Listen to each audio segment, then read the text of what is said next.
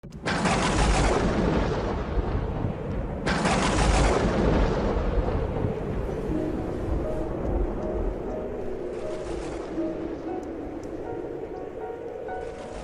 se acercaba Jesús a Jericó, había un ciego sentado al borde del camino pidiendo limosna. Al oír que pasaba gente, preguntaba qué era aquello y le informaron: pasa Jesús Nazareno. Entonces empezó a gritar: Jesús, hijo de David, ten compasión de mí. Los que iban delante lo regañaban para que se callara, pero él gritaba más fuerte: Hijo de David, ten compasión de mí. Jesús se paró y mandó que se lo trajeran.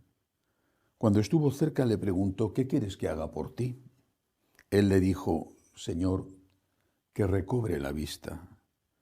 Jesús le dijo: recobra la vista, tu fe te ha salvado. Enseguida recobró la vista y lo seguía glorificando a Dios. Y todo el pueblo, al ver esto, alabó a Dios. Palabra del Señor. Gloria a ti, Señor Jesús. Imaginemos un gobierno o un partido político que en un proceso electoral dijera: prometo que voy a acabar con el problema sanitario en este país. Yo creo que en todos los países, más o menos, hay un problema sanitario. Es decir, la sanidad es algo muy costoso y la gente, afortunadamente, cada vez vive más tiempo y los gastos sanitarios son una de las cargas más pesadas para el erario público. Un gobierno dijera: voy a solucionar el problema. Va a haber una sanidad excelente. Y ante quizá las preguntas de la oposición contestarán diciendo: y no voy a subir los impuestos. No se trata de que vaya a invertir más dinero, no. Voy a gastar lo mismo o incluso voy a gastar mucho menos, pero la sanidad va a ser excelente. Si le piden detalles, diría: después de las elecciones lo contaré. Bueno, gana las elecciones por abrumadora mayoría ante esta promesa que a todo el mundo le atrae, ¿no? Y cuando ya empieza a aplicar su programa, su promesa, decide hacer lo siguiente. Desde ahora, las enfermedades no existen. Por decreto, las enfermedades han desaparecido. Los médicos tienen que reciclarse, quizá algunos irán a ser veterinarios para cuidar animales y los otros se quedarán sin trabajo. Los hospitales cerrados, porque he decretado que las enfermedades han dejado de existir. Efectivamente, el problema sanitario teóricamente ha desaparecido porque ya no hay enfermos. Pero no es que no haya enfermos, es que los enfermos que siguen estando, por supuesto, ahora por decreto han dejado de ser enfermos y se han convertido todos ellos en personas sanas. Cuando a uno le duele algo, simplemente le dicen sugestiones, son manías tuyas, estás fenomenal. Oiga, pero que es que me estoy muriendo. Nada, eso es cuestión de la edad. Pero es que tengo 20 años, da lo mismo. Habría resuelto el problema sanitario, efectivamente, a base de matar a los enfermos que morirían porque no hay quien les cure. ¿Qué tiene que ver esto con el Evangelio de hoy? Creo que en la Iglesia vivimos una situación muy parecida. Desde Jesucristo, empezando por él y ya antes en el Antiguo Testamento, lo que la Iglesia ha enseñado, lo que Jesucristo ha enseñado y ha enseñado la Iglesia, es que el pecado existe, pecado original, el pecado existe. Existe también la misericordia de Dios, pero que el hombre consciente de su pecado es invitado, es incluso rogado a que se arrepienta, a que se convierta, a que luche contra el pecado, a que, si muere en gracia, es invitado a entrar en el cielo. Bueno, no se niega la existencia del pecado. El pecado existe y la misericordia existe. Existe el pecado, existe la gracia, existe la misericordia. Esta es la enseñanza de Jesucristo y la enseñanza de la Iglesia. Hasta ahora aún lo es oficialmente. Bueno, pero vivimos en un tiempo en el cual se dice simplemente que el pecado no existe. Esto no es pecado. Pero si era pecado ayer, si está, lo ha dicho Jesucristo, si lo ha dicho San Pablo, si está en el Antiguo Testamento, si está en 2000 años de tradición, bueno, pero ahora, como el gobierno que decretara que las enfermedades han dejado de existir, ya no hacen falta médicos. Ahora el pecado ha dejado de existir. Ya esto no es pecado. No digo que eso esté ocurriendo con todos los pecados. Los pecados que siguen de moda, por supuesto, siguen siendo pecados. Hoy en día puede ser para algunos más pecado no reciclar una botella de vidrio que engañar a la esposa. Bueno, pero los pecados van cambiando de modas. Bueno, pero la Iglesia ha enseñado siempre que el pecado existe y que hay una posibilidad, que es la conversión.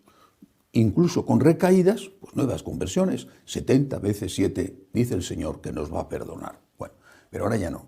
Ahora, el pecado ha dejado de existir. Pero lo mismo que las enfermedades, sí, el pecado existe, aunque el gobierno o la Iglesia o el cura o el obispo o quien sea, diga que el pecado ha dejado de existir, pues el pecado sigue existiendo, porque la enfermedad sigue existiendo. Y por más que esas consecuencias del pecado a ti te estén afectando y te estén haciendo daño o estén haciendo daño a otro por culpa tuya, esa gente sigue diciendo son imaginaciones. Esto no es nada malo, puedes hacerlo todas las veces que quieras. Puedes hacerlo todas las veces que quieras, pero por mucho que te digan que es bueno, los resultados siguen siendo malos. Es una situación absurda, dañina para todos, para el que hace el pecado y para el que sufre las consecuencias del pecado hecho por el otro. ¿Qué es lo que Dios nos da? El Señor nos promete y nos da tres cosas maravillosas. La virtud de la esperanza, la virtud junto con la humildad más olvidada en este momento, la virtud de la esperanza promete, son tres promesas maravillosas. Primera promesa de la virtud de la esperanza, primera promesa. Te promete la vida eterna si mueres en gracia. Segunda promesa, la promesa de acompañarte en el sufrimiento para que no estés solo y no lleves una cruz que te aplasta si la llevas solo. Tercera promesa, la promesa de la misericordia. Cuando pidas perdón, recibirás perdón. Pero hay algo inherente a las tres promesas que sería una especie de cuarta promesa, aunque en la realidad está en las tres. La promesa de la luz. Por eso el Señor cura a este ciego hoy. Le da la luz. Si tú tienes luz, vas a distinguir el bien del mal. Si tú tienes luz, la luz que Dios te da y te dejas iluminar por esa luz, vas a saber que hay vida eterna. Si tienes luz, vas a saber que hay perdón por los pecados. Y si tienes luz, vas a saber que yendo a la Eucaristía te vas a encontrar con el Dios del consuelo y la fuerza que necesitas. Por eso lo que hay que hacer es pedir la luz. Es decir, la luz que nos viene de la fe es la que ilumina, enseña, clarifica la esperanza. Necesitamos la luz de la fe para después poder tener la fuerza de la esperanza y aplicarlo con la caridad. Necesitamos la luz de la fe. ¿A quién se le ocurriría decirle a un ciego, qué suerte que tienes, que no ves nada? Por más que les pueda decir a un ciego, se pueda decir, tienes muchas posibilidades, es verdad que no tienes vista, pero los otros sentidos quizá se han desarrollado más, aprovecha lo que te queda, que seguramente es mucho, y vive con ello. Pero a nadie se le va a ocurrir decirle al ciego, qué suerte que tienes que eres ciego. Eso sería una estupidez. Dios nos ha dado 5 sentidos, se pierde uno, el de la vista, la palabra, cualquiera de los sentidos, que es una limitación, es un hándicap, es un inconveniente. Pero ¿por qué, si en el mundo entendemos esto tan fácilmente, no lo entendemos en las cosas espirituales? Estamos diciéndole a los ciegos que es estupendo que sean ciegos y estamos diciéndoles a los enfermos que es maravilloso porque ahora ya la enfermedad no existe. Pero el ciego está ciego y el enfermo está enfermo. La realidad es la que es. Da igual, estamos construyendo un mundo irreal al margen de la realidad, un mundo en el cual creemos que, porque decimos que la enfermedad no existe, ha dejado de existir, pero sigue existiendo. Pidamos al Señor que nos dé la luz de la fe. Pidamos al Señor que no nos permita engañarnos y mucho menos engañar a otros. Es mucho más sano, incluso desde el punto de vista psicológico, es mucho más sano decir, soy un pecador, perdóname Señor, que decir, el pecado no existe. El pecado no existe y no tengo nada de qué arrepentirme y no tengo nada de qué cambiar. No, el pecado existe, digas tú lo que digas, o lo diga la inmensa mayoría, o lo diga incluso la Iglesia si llegan a decirlo. El mal existe. Y lo más sano y lo más eficaz es reconocerlo, pedir perdón, luchar, y si vuelves a caer, vuelves a pedir perdón.